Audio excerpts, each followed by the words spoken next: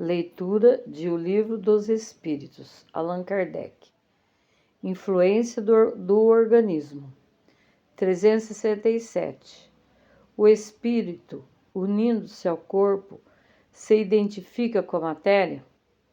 A matéria não é senão um envoltório do espírito, como o vestuário é o envoltório do corpo. Unindo-se ao corpo, o espírito conserva os atributos de sua natureza espiritual. 368. O espírito exerce com toda a liberdade suas faculdades depois de sua união com o corpo. O exercício das faculdades depende dos órgãos que lhes servem de instrumento. Elas são enfraquecidas pela grosseria da matéria. Segundo isso, o envoltório material seria um obstáculo à livre manifestação das faculdades do espírito, como um vidro opaco se opõe à livre emissão da luz? Sim, é muito opaco.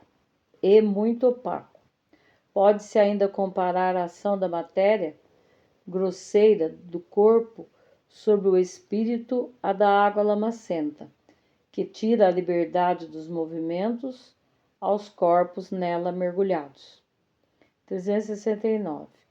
O livre exercício das faculdades da alma está subordinado ao desenvolvimento dos órgãos? Os órgãos são os instrumentos de manifestação das faculdades da alma. Estas manifestações se encontram subordinadas ao desenvolvimento e ao grau de perfeição desses mesmos órgãos, como a boa qualidade de um trabalho, a boa qualidade da ferramenta. 370.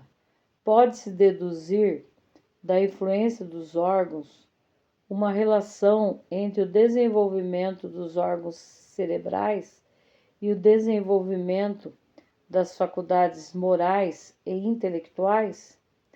Não confundais o efeito com a causa. O espírito tem sempre as faculdades que lhe são próprias. Ora, não são os órgãos que dão as faculdades, mas as faculdades que conduzem ao desenvolvimento dos órgãos. Assim sendo, a diversidade das aptidões do homem provém unicamente do estado do espírito? Unicamente não é toda a exatidão do fato. As qualidades do espírito, que pode ser mais ou menos avançado, são o princípio, mas é preciso ter em conta a influência da matéria que extravasa, mais ou menos, o exercício dessas faculdades. O espírito, se encarnando, traz certas predisposições, admitindo-se para cada um órgão correspondente no cérebro. O desenvolvimento desses órgãos será um efeito e não uma causa. Se as faculdades se originassem nesses órgãos, o homem seria máquina sem livre-arbítrio e sem responsabilidade dos seus atos. Seria preciso admitir que os maiores gênios, sábios, poetas, artistas, não são gênios, senão porque o acaso lhes deu órgãos especiais, do qual se seguiria que, sem esses órgãos, não poderiam ser gênios, e que o último imbecil poderia ser um Newton, um Virgílio ou um Rafael, se estivesse provido de certos órgãos, suposição mais absurda ainda quando se a aplica às qualidades morais. Assim, segundo esse sistema, São Vicente de Paulo, dotado pela natureza de tal ou tal órgão, poderia ter sido um celerado, e não faltaria ao maior celerado senão um órgão para ser São Vicente de Paulo.